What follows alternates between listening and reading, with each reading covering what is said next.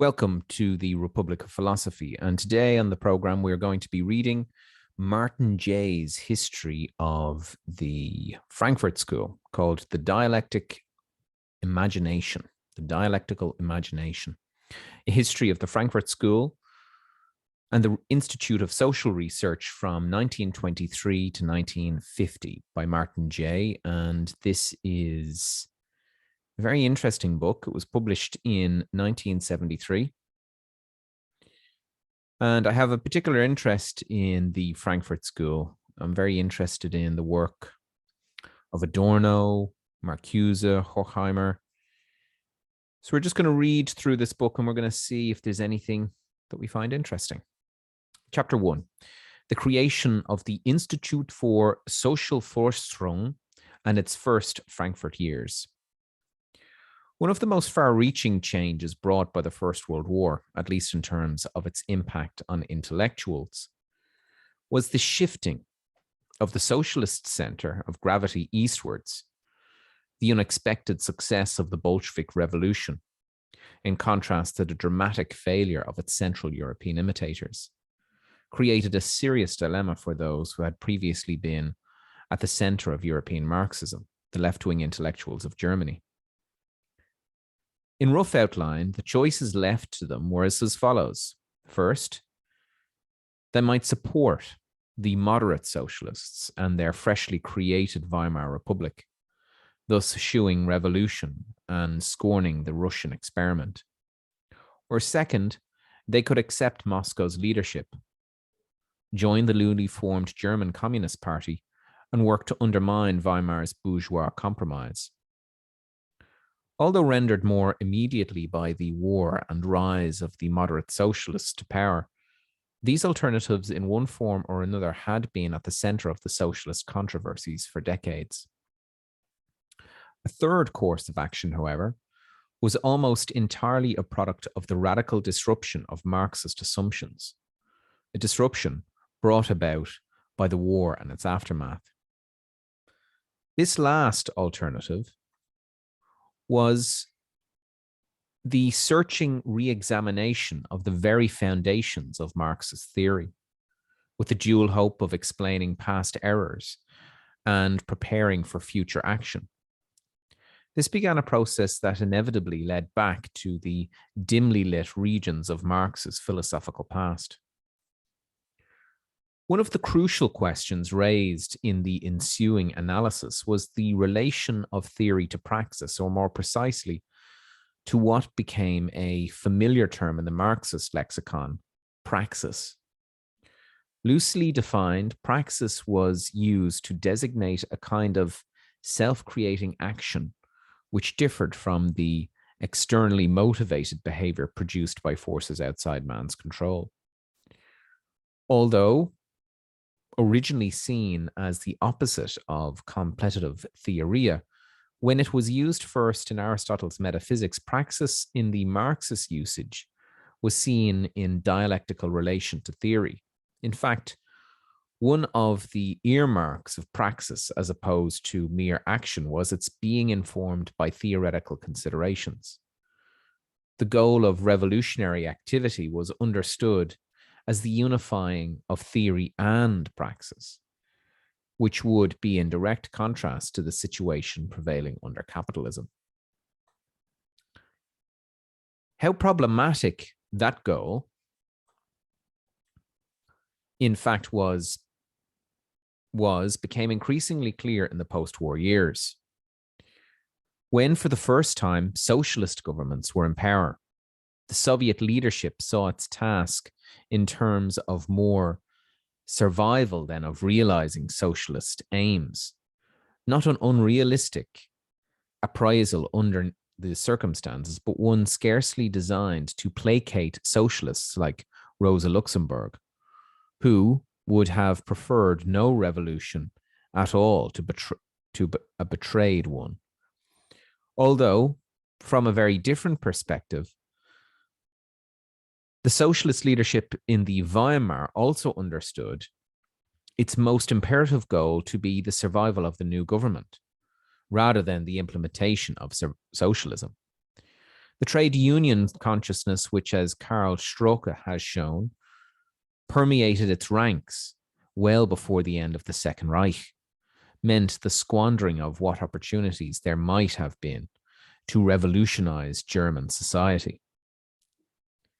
The split that divided the working class movement in Weimar between a Bolshevized Communist Party and a non-revolutionary Socialist Party was a sorry spectacle to those who still maintained the purity of Marxist theory. Some attempted a reapproachment with one factor or another, but as demonstrated by the story of Lukács, who was forced to repudiate his most imaginative book, History and Class Consciousness, shortly after its appearance in 1923, this often meant sacrificing intellectual integrity on the altar of parity and solidarity. When, however, personal inclinations led to a greater commitment to theory than to party, even when this meant suspending for a while the unifying of theory and praxis, the result in terms of theoretical innovation could be highly fruitful. It will be one of the central contentions of this work that the relative autonomy of the men who comprised the so-called Frankfurt School of the Institute for Socialized Forschung, although entailing certain disadvantages, was one of the primary reasons for the theoretical achievements produced by their collaboration. Although without much impact in Weimar, and with even less during the period of exile that followed, the Frankfurt School was to become a major force in the revitalization of Western European Marxism in the post-war years. In addition, through the sudden popularity of Herbert Marcuse in America of the late 1960s, the Frankfurt School's critical theory has also had a significant influence on the New Left in this country. Martin Jays is from Britain, I presume. From its very beginning, independence was understood as a necessary prerequisite for the task of theoretical innovation and unrestrained social research. Fortunately, the means to ensure such conditions were available. The idea of an institutional framework in which these goals might be pursued was conceived by Felix Vale in 1922. Vale was the son of a German-born grain merchant, Hermann Vale, who had left Germany around 1890 for Argentina and made a sizable fortune exporting grains back to Europe. Born in 1898 in Buenos Aires, Felix was sent in his 9th year to Frankfurt to attend the Goethe Gymnasium and ultimately the newly created university in that city. Except for an important year in Tübingen in 1989 to 1919, where he first became involved in left-wing causes at the university. Vale remained at Frankfurt until he took his doctorate, magna cum laude in political science, his dissertation on the practical problems of implementing socialism, was published in a series of monographs edited by Karl Koschk, who had been one of the first to interest him in Marxism. Drawing upon his own considerable funds inherited from his mother, as well as his father's wealth, Vale began to support a number of radical ventures in Germany. The first of these was the Ernst Marxist Arbeitswoche, First Marxist Work Week, which met in the summer of 1922 in Ilmenau, Thuringia. Its purpose, according to Vale, was the hope that the different trends in Marxism, if afforded an opportunity of talking it out together, could arrive at a true or pure Marxism.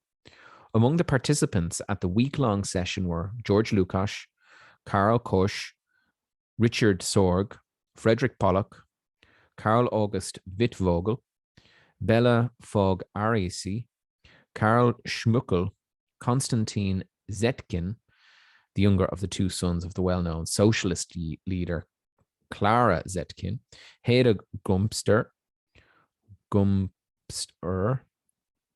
married to Julian Gumpster, an editor of communist Ruth Farne, later to Gerhard Eisler, and then to Paul Massing, and several wives, including Heda Korsch, Rosa Wittvogel, Christine Sorg, Kate Weil. Much of the time was devoted to a discussion of Kort's yet unpublished manuscript, Marxism and Philosophy. The EMA, Vale wrote, was entirely informal, composed only of intellectuals, and had not the slightest factional intention or result. Expectations of a Zweitmarxische Arbeiterwoche, a second Marxist work week, came to naught when a more ambitious alternative took its place. With the encouragement of several friends at the University of Frankfurt, Vale's idea of a more permanent institute, which he had conceived during the EMA, became increasingly clarified. One of these friends, Friedrich Pollock, had participated in the discussion in Ilmaun. Born in 1894 in Freiburg, the son of assimilated Jewish businessman, Pollock had been trained for a commercial career before serving in the war. After its end, no longer interested in business, he became a student of economics and politics at the University of Munich, Freiburg, and Frankfurt. He was granted a doctorate in 1923, summa cum laude, from the economics department of Frankfurt with a thesis on Marx's monetary theory. Before the war in 1911, Pollock had become friends with Max Horkheimer, who later was to emerge as the most important figure in the Institute's history, and who now lent his voice to Pollock in supporting Vale's plan for an Institute of Social Research. Horkheimer's Pollock's junior by 9 months was born in 1895 in Stuttgart. At the urging of his father, Moritz, a prominent Jewish manufacturer, he too had commercial training before entering military service. Horkheimer accepted the advice of his father on such matters as extended visits to Brussels and London, which he took with Pollock in 1913 and 1914 to learn French and English. But at no time were his interests solely those of aspiring businessmen. There is clear evidence of this in a series of novels he wrote, but left unpublished during his period in his life. After 1918, he sought more disciplined intellectual training at the same 3 universities attended by Pollock. Initially working in psychology under the direction of the Gestalt Adhemar Gelb, Gestaltist Adhemar Gelb, he was diverted into another field after news reached Frankfurt that a period comparable to the one in which he was engaged had recently been completed elsewhere, the new field of philosophy, and his mentor, Hans Cornelius. Although Cornelius never had a direct connection with the Institute, his influence on Horkheimer and his friends was considerable, which will become apparent when the elements of critical theory are discussed in the next chapter. In 1922, Horkheimer received his doctorate sum cum laude under Cornelius' direction with a thesis on Kant. He was habilité. 3 years later, with another critical discussion on Kant's work, he gave his first lecture as Privatson in May 1925 on Kant and Hegel. Horkheimer's relationship to Pollock was one of the cornerstones of the Institute, and it merits some comment here. An insight into it can be gleaned from a passage in Ludwig Marcuse's autobiography. Marcuse, no relation to Herbert, was a drama critic for the Frankfurt newspaper. In the mid-20s, when Cornelius brought his 2 young protégés to his office, they were an attractive man, Marx Horkheimer overflowing with warmth, and his reserved, externally austere friend Fritz Pollock, but one also saw in him a little of what was being guarded behind the reserve. Among the qualities of Pollock to which Marcuse might have alluded was a self-effacing, unquestioning loyalty to Horkheimer, which marked their friendship for the 60 or so years of its duration until Pollock's death in the winter of 1970. With only brief interruptions, the two remained in close proximity for all their adult lives. Pollock took the role of pragmatic, prudent realist, often arranging the mundane details of their lives to allow Horkheimer the maximum time for his scholarly pursuits. As a child, Horkheimer was highly protected, and during his mature years, Pollock often served as a buffer between him and a harsh world. Horkheimer, so one observer recalled, was often moody and temperamental. Pollock, in contrast, was steady, even obsessive. The complementarity of their personalities was one of the source of the Institute's success. That Pollock's own scholarly career suffered to some extent was a price he seemed willing to pay. In the 20s, to be sure, this was a result that was difficult to foresee. In fact, both men, and probably Vale as well, might have expected successful careers in their respective fields. However, entrance into the highly rigid German university system would have necessitated confining their broad interests into one discipline. In addition, the type of radical scholarship they hoped to pursue found little favor within the established academic hierarchy. Even the non-Marxist but unconventional Cornelius was very much of an outcast among his colleagues. Accordingly, Weil's idea of an independent, endowed institute for social research seemed an excellent way to bypass the normal channels of university life. Such topics as the history of labor movement, on the origins of anti-Semitism, which were neglected in the standard curriculum of German higher education, could be studied with a thoroughness never attempted before. Hermann Weyl, Felix's father, was approached with a plan and agreed to an initial endowment providing a yearly income of 120,000 marks, the equivalent of $30,000 after the inflation had ended. The value of this income had been estimated by Pollock as 4 times what it would be in the 1970s. It took approximately 200 marks or $50 a month to support an unmarried assistant in the institute. In time, the initial grant was supplemented by additional capital gifts from Weil and other sources. To my knowledge, however, there is no evidence to indicate any political contributors, although alleges to this in effect were sometimes made by the Institute's detractors in later years. In any event, Hermann Weyl's gifts, though not enormous, did permit the creation and maintenance of an institute whose financial independence proved a great advantage throughout its subsequent history. Although independence, both financial and intellectual, was the goal of its founders, they thought it prudent to seek some affiliation with the University of Frankfurt, itself only recently established in 1914. The original idea of calling it the Institute for Marxismus, Institute for Marxism, was abandoned as too provocative, and a more Aesopian alternative was sought, not for the last time in the Frankfurt School history. The suggestion of the Education Ministry to call it the Felix Vale Institute for Social Research was declined by Vale, who wanted the institute to become known and perhaps famous due to its contributions to Marxism as a scientific discipline, not due to the founders' money. It was decided to call it simply the Institute for Social Vorsprung.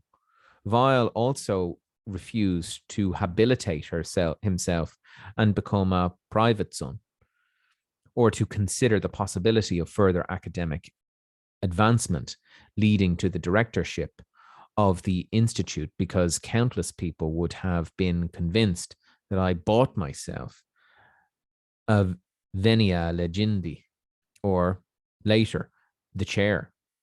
Holding a chair as a governmentally salaried full professor at the university was, in fact, a stipulation for the directorship of the institute as spelled out in agreement reached with the Ministry of Education.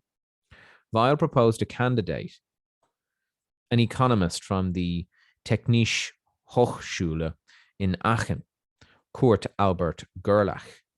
Weil himself retained control over the Gesellschaft for Social Forschung, Society of Social Research, and the Institute's financial and administrative body.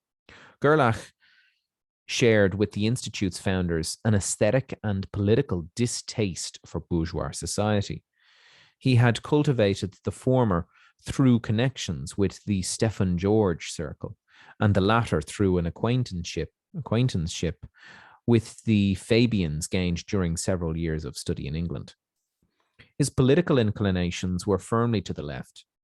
Many years later, Pollock would remember him as a non-party socialist, while the British historian F.W. Deakin and G.R. Story, in their study of Richard Sorga, wrote, "It is probable that, like Sorga, he was at this time a member of the Communist Party."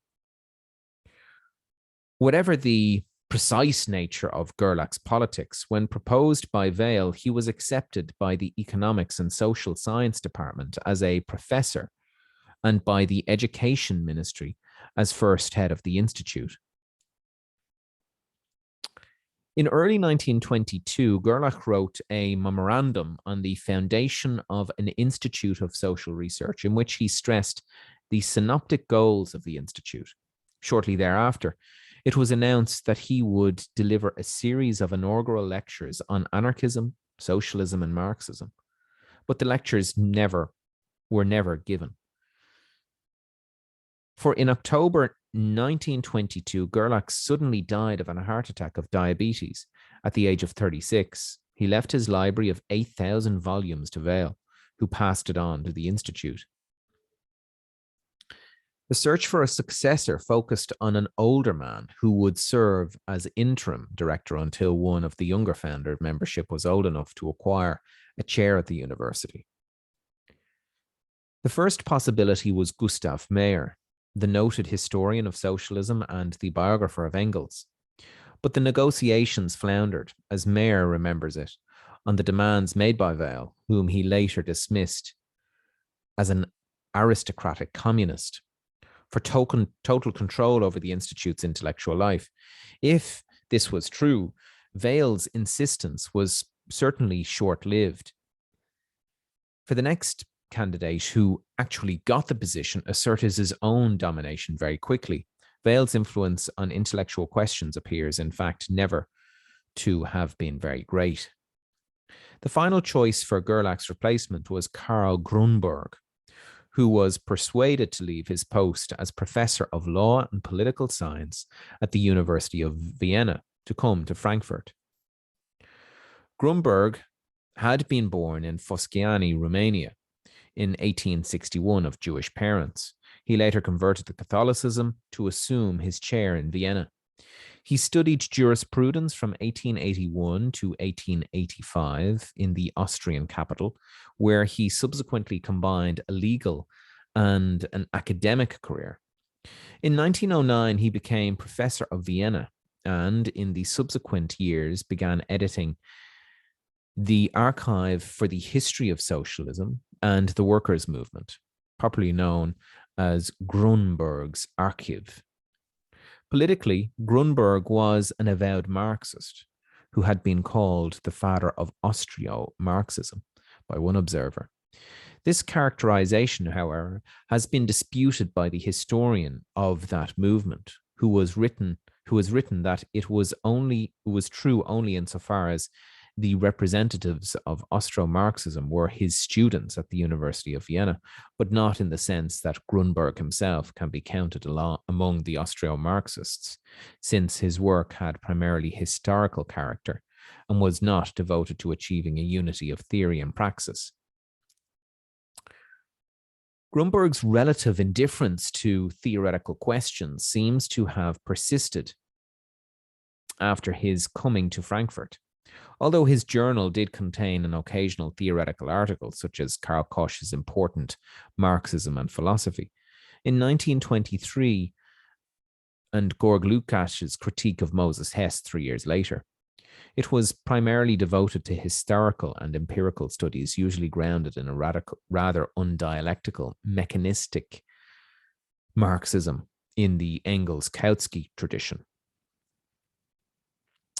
Vale's only theoretical interests were never very different, and Grunberg was certainly in agreement with the goal of an interdisciplinary institute dedicated to a radical dissection of bourgeois society.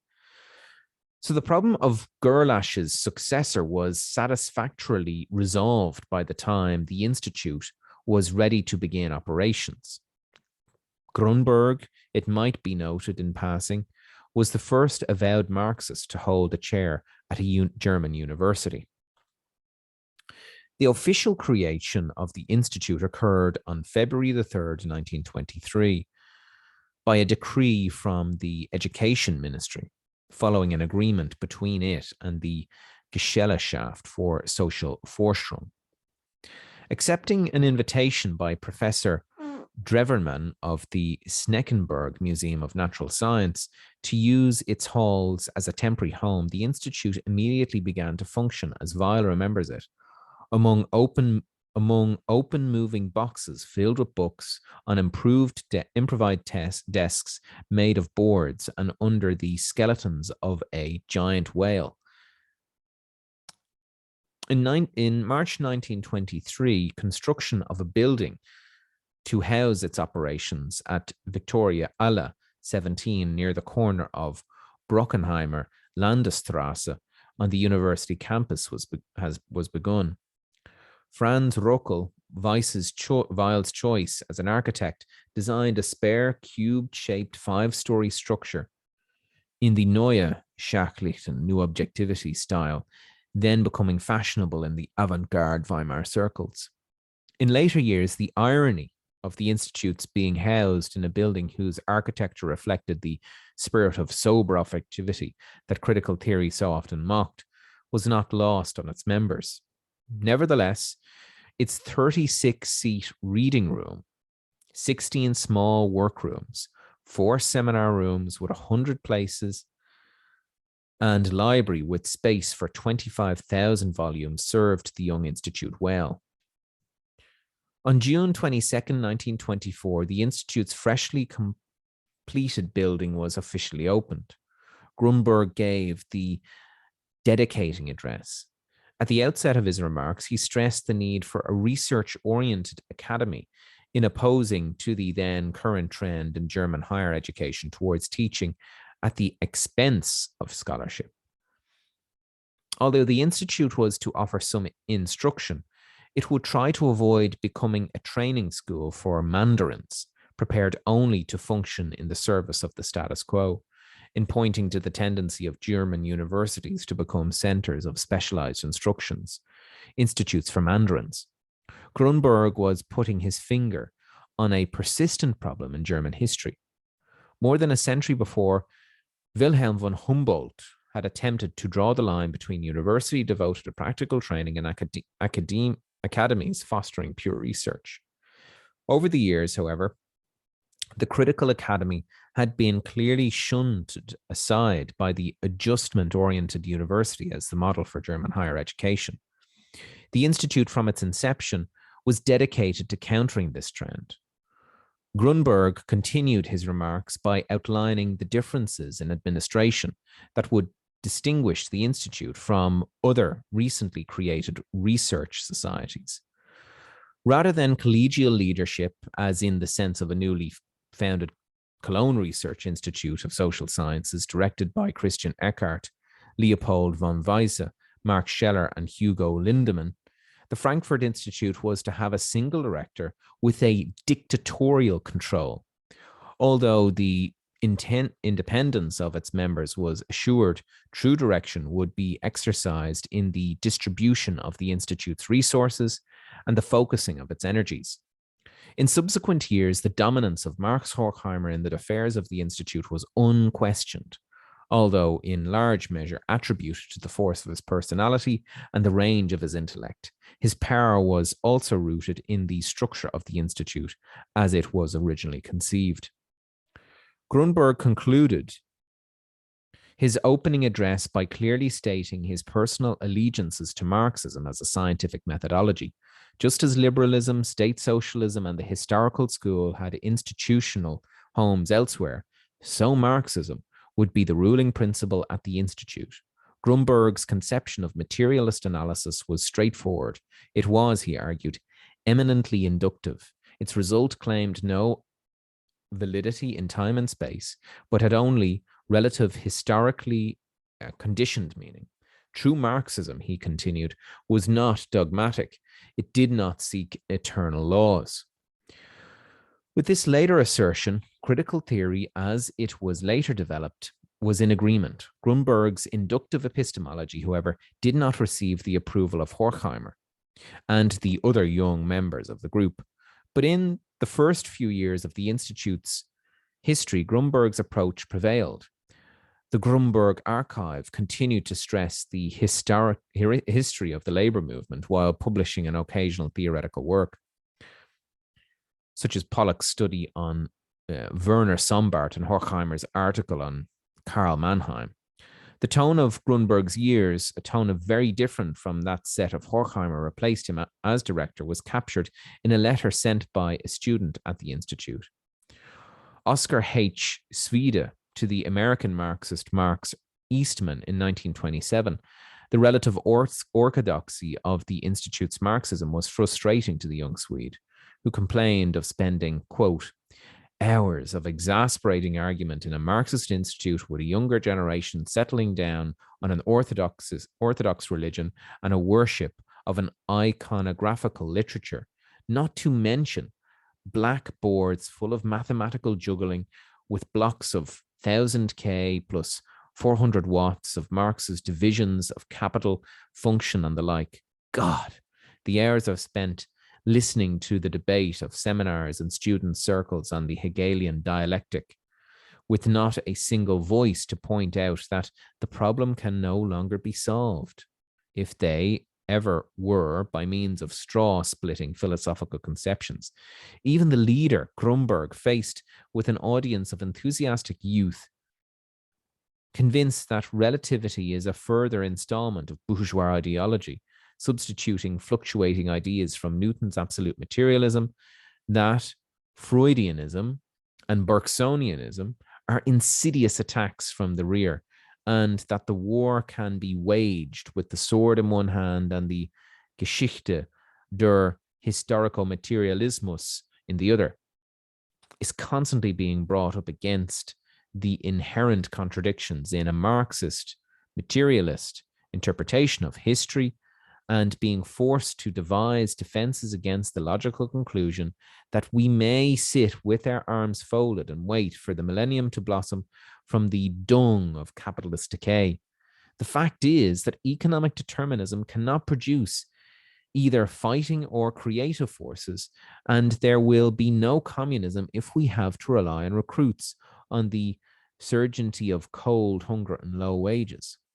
Ultimately, Swede's impatience with the unimaginative Marxism of Grunberg's years was to be shared by the Institute's later leaders, who were to comprise the Frankfurt School. But during the 20s, little theoretical innovation occurred at what the students were to call the Café Marx.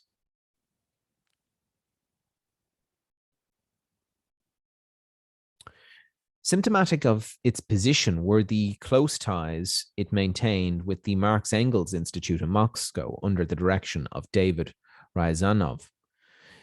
It photo-stated copies of unpublished manuscript by Marx and Engels brought over weekly by courier from the SPD's Berlin headquarters and forwarded them to Moscow, where they were included in the collective works of the famous mega Marx-Engels history critique. At the same time, the Institute began to assemble a group of young assistants with a variety of backgrounds and interests. The least important in terms of the Institute's later development, but one of the most fascinating individuals to be associated with at any time, was Richard Ika Sorga. The remarkable story of his espionage for the Russians in the Far East prior to and during the Second World War is too well known to require recapitulation here. Independent socialist and then communist after 1918, Sorg was also a doctoral student at Gerlach's at Aachen. He combined his academic activities with such work for the party as illegal organizing of Ruhr mine workers. In 1921, he married Gerlach's divorced wife, Christiane, which surprisingly did not cost him the friendship of his professor. When Gerlach went to Frankfurt the next year, Sorg followed him. After the sudden death of the Institute's projected first director, Sorg remained with the group for a brief time and was given the task of organizing the library. It was a job he did not relish, and when the party told him to come to Moscow in 1924, his obedience was uncomplicated by a reluctance to leave Frankfurt. In any sense, his connection with the Institute, according to Deakin and Story, must have been nominal and a cover. For his work for the party, it was not until public exposure as a spy in the 1940s that others learned of his remarkable undercover career. Other assistants at the Institute, however, were openly involved with leftist politics, despite the official intention of the founding members to keep it free from any party affiliation. Karl August Wittvogel, Franz Borkenau, and Julian Gumpertz were all members of the Communist Party. Political activism as such was thus not in itself a reason for rejection from the group. It could, however, prove an hindrance, as in the case of Karl Koch, who had been justice minister in the Thuringia SPD-KPD coalition government in 1923 and continued as a prominent left-wing opposition figure in the KPD until 1926. Wittvogel remembers Koch's role in the Institute as central during its first years, but the other surviving members have all disagreed with his version of the facts. Koch did participate in some of the Institute's seminars and wrote occasional reviews for its publications before and after the emigration, but was never offered a full membership. The reasons were in no doubt complex, but Koch's stress on praxis, which was to lead him increasingly away from philosophical speculation in later years, certainly played a role. So too did the instability that the others saw in his character.